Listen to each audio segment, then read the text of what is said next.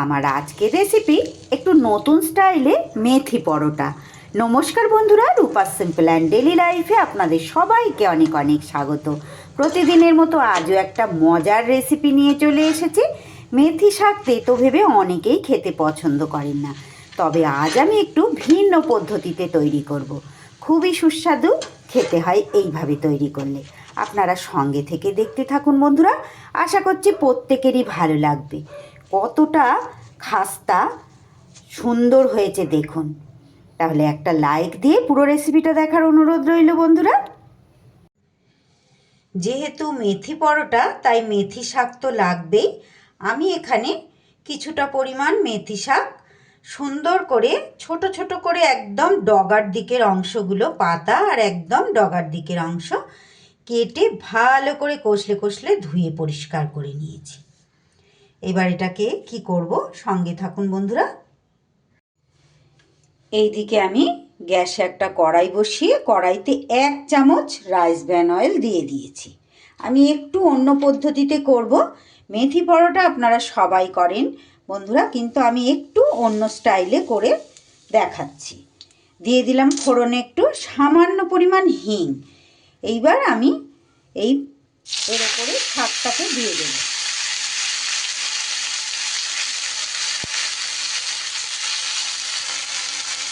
শাকটা দিয়ে আমি এবার এর ওপরে একটু সামান্য পরিমাণ নুনটা দিয়ে দেব। নুন আমি পরে মাখার সময়ও দেব, কিন্তু এই শাকটার মধ্যে অল্প পরিমাণ একটু নুন দিয়ে দেব। এইভাবে যদি মেথি শাকটাকে একটু হিং ফোড়ন দিয়ে এইভাবে নেড়ে নেন, তাহলে কিন্তু শাকটার বেশ আলাদা রকম একটা স্বাদ হয়। আর মেথি শাকের যে কষা ভাবটা থাকে, সেই কষা ভাবটাও কিন্তু একদম থাকবে না। ভীষণ সুন্দর একটা ফ্লেভার হবে পরোটার মধ্যে। আমি আটা ময়দার পরিমাণ যেই রকম নেব, খুবই অল্প পরিমাণ নেব, তাই শাকের পরিমাণটাও কিন্তু আমি অল্প নিয়েছি। আপনারা যেরকম পরিমাণ আটা ময়দা নেবেন, সেই রকম পরিমাণ মতো এই শাকের পরিমাণটাও নেবেন।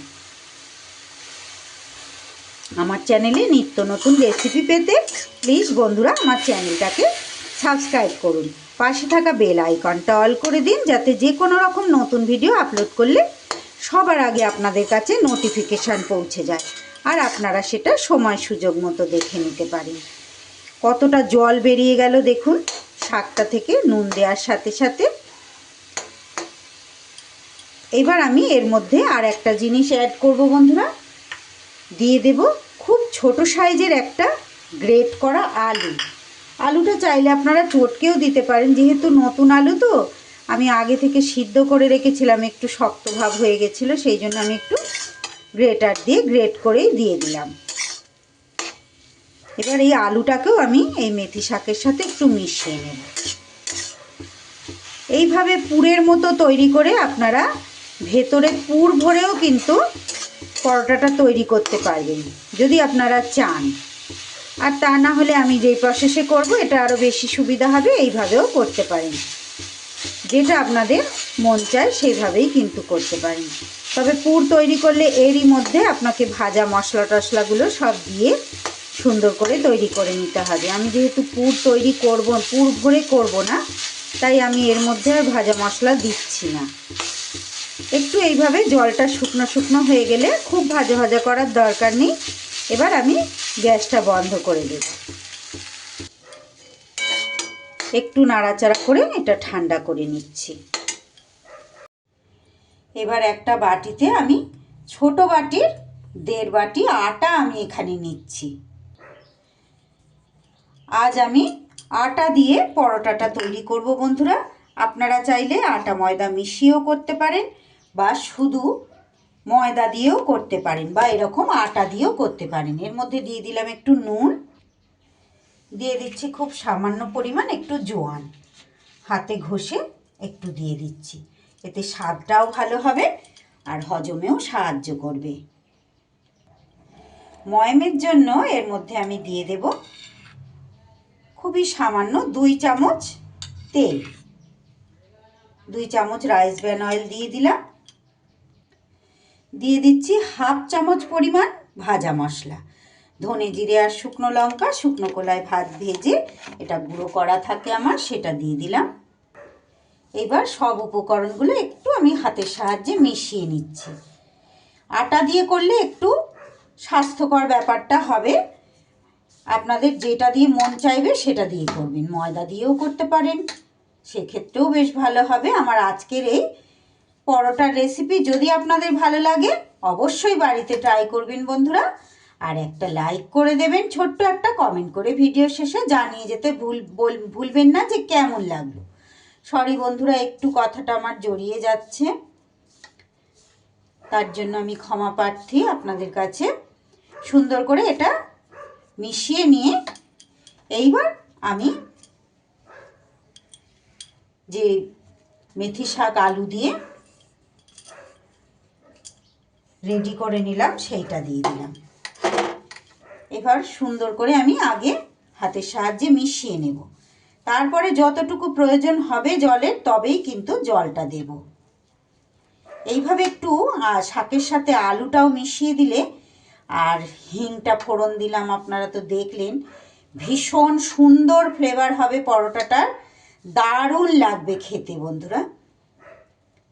এর মধ্যে যে কোনো একটু সামান্য আলুর তরকারি নিয়ে নিতে পারেন, বা তরকারিও লাগবে না, এটা আপনারা যে কোনো রকম একটু আচার বা সসের সাথেও কিন্তু খেয়ে নিতে পারবেন। মেথি শাক তো খুবই একটা, যে কোনো শাকই আমাদের প্রচুর প্রোটিন, প্রচুর ভিটামিন থাকে, আর মেথি শাকটা খুব অল্প দিন এই শীতের সময় পাওয়া যায়। এর কিন্তু একটা আলাদা রকম ফ্লেভার থাকে, তাই পরোটাটার স্বাদ কিন্তু একদমই অন্যরকম হয়, খুবই ভালো লাগে। সুন্দর করে এইভাবে মিশিয়ে নিয়ে এইবার অল্প পরিমাণ আমি এখানে জল অ্যাড করব।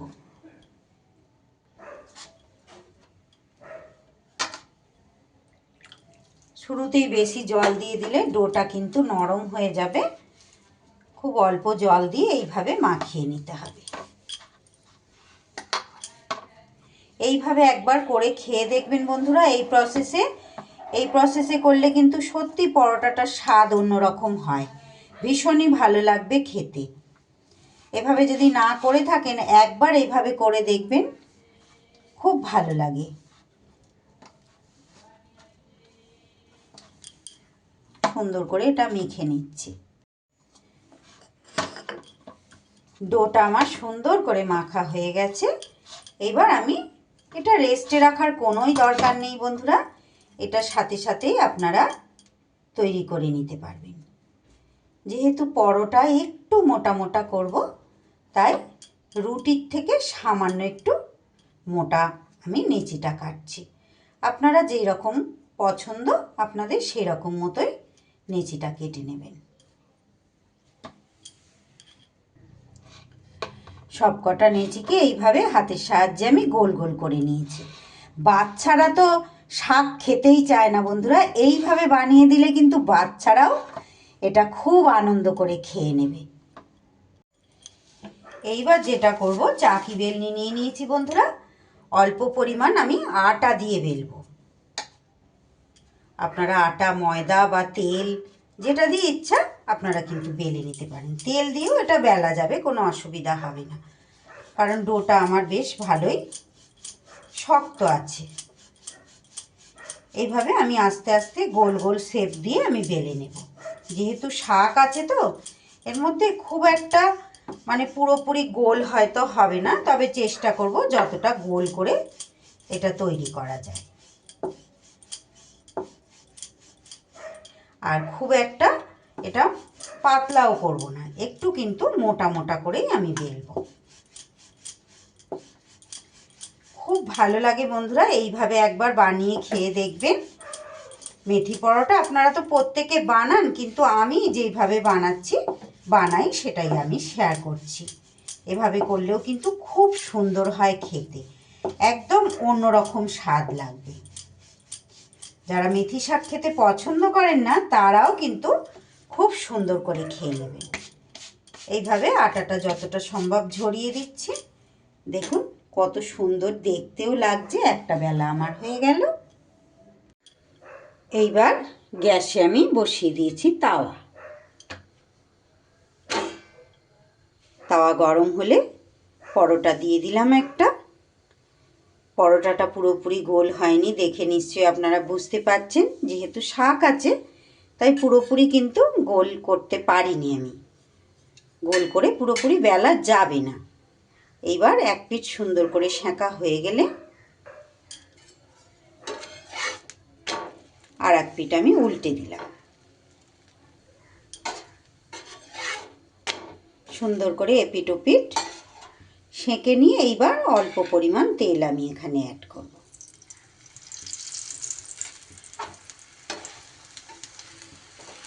এক চামচ তেল দিয়ে ভাজলেই এটা ভাজা হয়ে যাবে। আর যেহেতু শাক আছে, আলু আছে, তাই সব পরোটা হয়তো সেইভাবে টোপা হয়ে নাও ফুলতে পারে। আলু থাকলে ফুলতো, যেহেতু এখানে শাকটা দেয়া আছে তো তাই সেইভাবে টোপা হয়ে কিন্তু ফুলবে না। সুন্দর করে এবার মুচমুচে করে ভেজে নেব।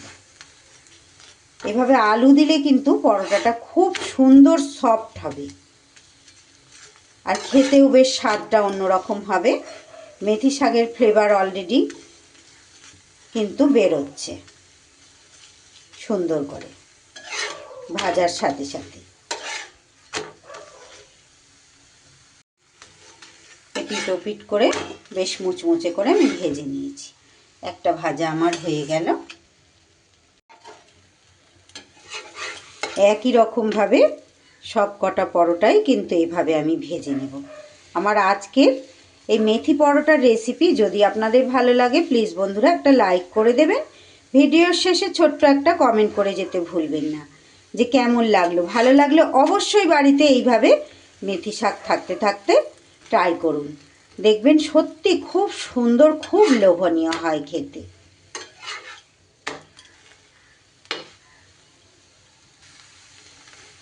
আর বানিয়ে নেওয়াও তো একদমই সহজ, খুব সহজেই এটা কিন্তু তৈরি হয়ে যাবে।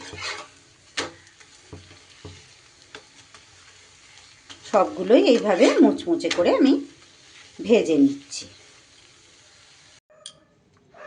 সবগুলো পরোটা আমার ভেজে রেডি করা হয়ে গেছে। এইবার এটা আপনারা সস বা যে কোনো আচার দিয়ে বা রায়তা দিয়ে খেয়ে নিতে পারেন। দেখুন কত সুন্দর হয়েছে। এটা যে খুব নরম তুলতুলে হবে তা নয় বন্ধুরা, এটা একটু ক্রাঞ্চি ভাব হয়েছে, তুলতুলে নরম না, কিন্তু খুব খাস্তা। দেখুন, দেখে নিশ্চয়ই আপনারা বুঝতে পারছেন আমি কিভাবে ছিঁড়ছি। দারুণ সুন্দর কিন্তু এর স্বাদ, খুবই লোভনীয়, একদম অতি সহজে এটা খাওয়া হয়ে যাবে। বাচ্চারা তো খুব মজা করে খাবে। আমার আজকের এই মেথি পরোটার রেসিপি আপনাদের কেমন লাগলো বন্ধুরা? ভালো লাগলে অবশ্যই বাড়িতে এভাবে ট্রাই করবেন। আর বাড়িতে ট্রাই করলে আমার কমেন্ট বক্সে জানিয়ে যেতে ভুলবেন না। সবাই খুব ভালো থাকবেন, সুস্থ থাকবেন। আবারও ফিরে আসছি আগামী দিন এমনই কোনো সহজ লোভনীয় রেসিপির সাথে। সকলকে অসংখ্য অসংখ্য ধন্যবাদ জানিয়ে আজকের রেসিপি আমি শেষ করছি।